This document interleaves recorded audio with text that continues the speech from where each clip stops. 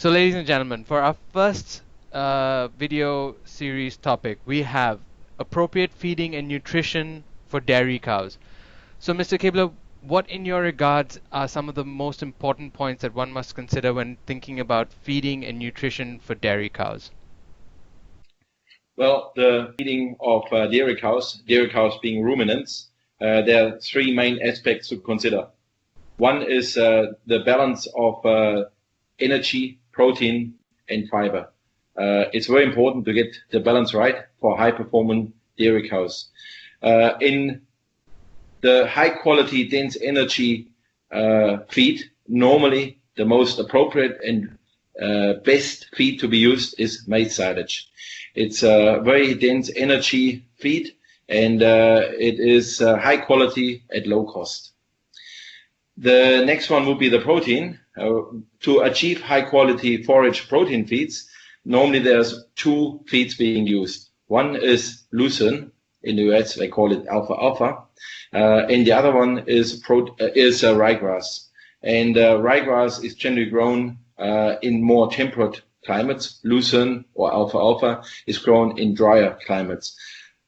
Both can be perennial grasses, but ryegrass can also be grown in high performance, short rotation, annual ryegrasses, mainly Italian type ryegrasses, and both have got high protein levels, and they can be a part of the overall nutrition of the dairy diet, and they supply protein and also fiber, which we know is important.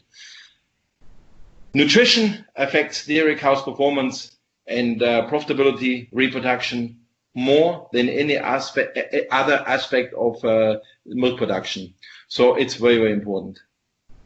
So as I said earlier, the right balance between energy and protein has to be achieved, and it also depends on the lactation stage of the cows.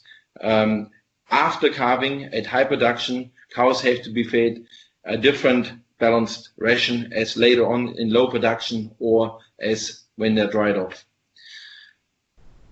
The importance of fiber is also that it's not just the content of fiber, but also the way the fiber is structured. Like stringy fiber encourages cows to ruminate much more than just the fiber, for example, in the brains like maize bran or wheat bran, which has got no structural fiber to it. The other important thing is mineral and trace elements, especially with high producing cows. It has to be balanced in many different trace elements, and this is very important for the health and reproduction of the cow. Something we cannot ignore is quality of quantities of drinking water. Water should always be available to cows ad lib. They should never be restricted, and they should be able to drink as much as they want of the best water there is available.